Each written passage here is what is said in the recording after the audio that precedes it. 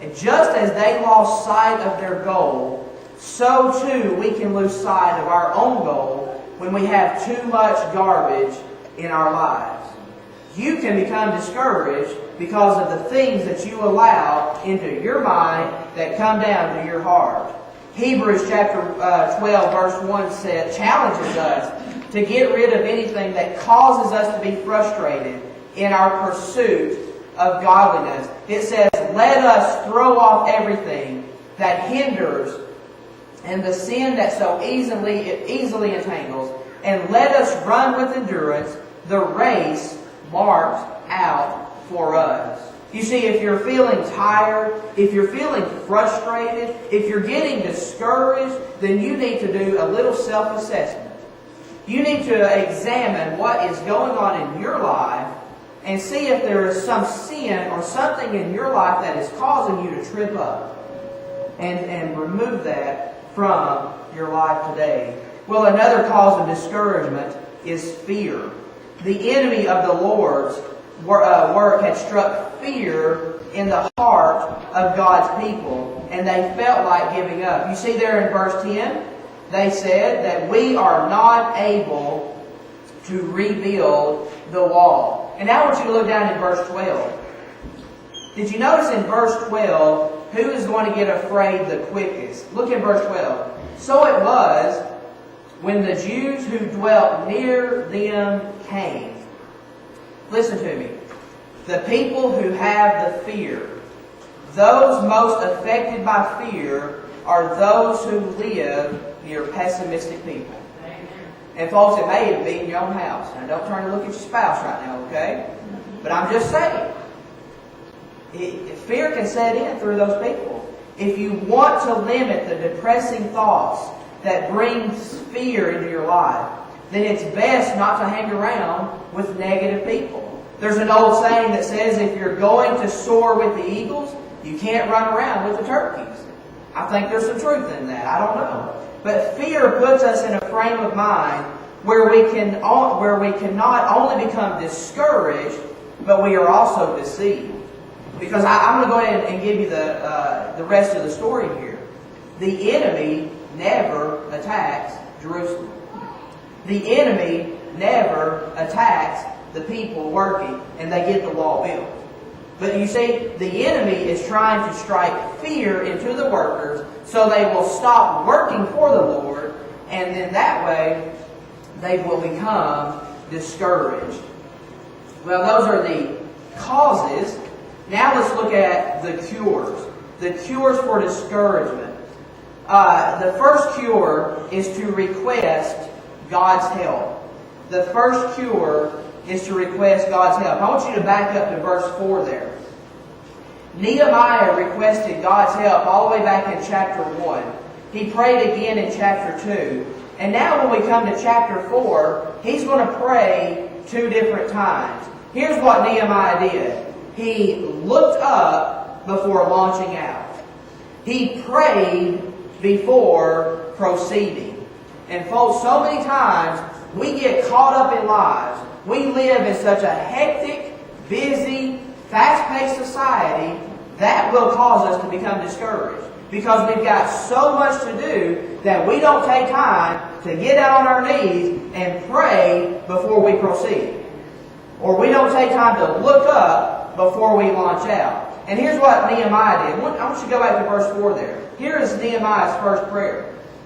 After the ridicule and the repression came. Hear, O our God, for we are despised. Turn their reproach on their own heads, and give them as plunder to a land of captivity. Do not cover their iniquity, and do not let their sin be blotted out from before you. For they have provoked you to anger before the builders. Now this is quite a prayer by Nehemiah. He wasn't praying for his enemies to become believers. He didn't say, "Oh Lord, bless these enemies. Oh Lord, bless these people that are trying to attack us or that are ridiculing us." This was not a nice prayer, but it was understandable and it was honest. He knew that the enemies were really fighting against God, and so he asked God to deal with them. Now look at what he didn't do. He did not give lectures to the workers. He did not organize raiding parties against the enemies. He did not create a propaganda campaign to put a different spin on things. Here is the principle that we can learn from Nehemiah and his prayer. When people talk against you, don't talk back, talk to God. When people are talking against you, don't talk back, simply talk to God. See, look down in verse 9 there.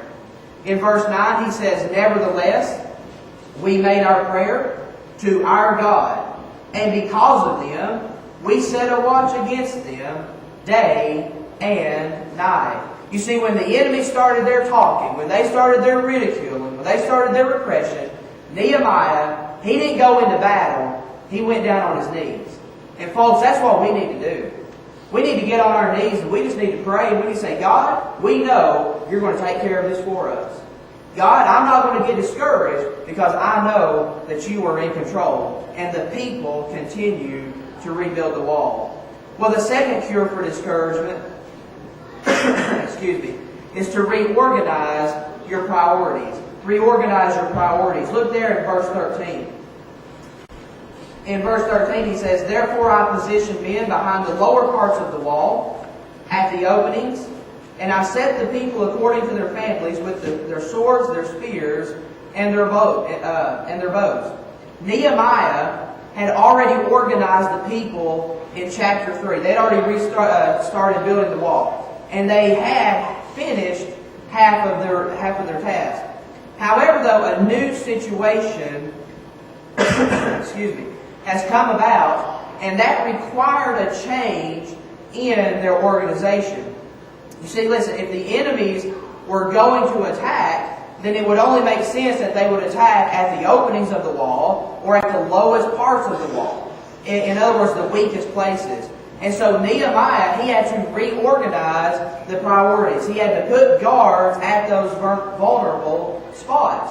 Why would he do that? Well, one, it would discourage the enemy from attacking. I mean, the enemy's not going to say, "Hey, I see a bunch of people over here guarding this weak spot. I'm going to go attack it."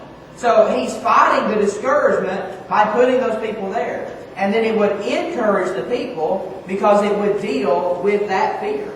The fear of being attacked. You see, when we're discouraged, one of the things we can do is we need to reorganize our priorities. Only you can look at your life. I don't know what's going on in your life. I have no idea what's going on in your life. All that's between you and your significant other, your spouse, your mate, whoever, and God. But only you can look at your life.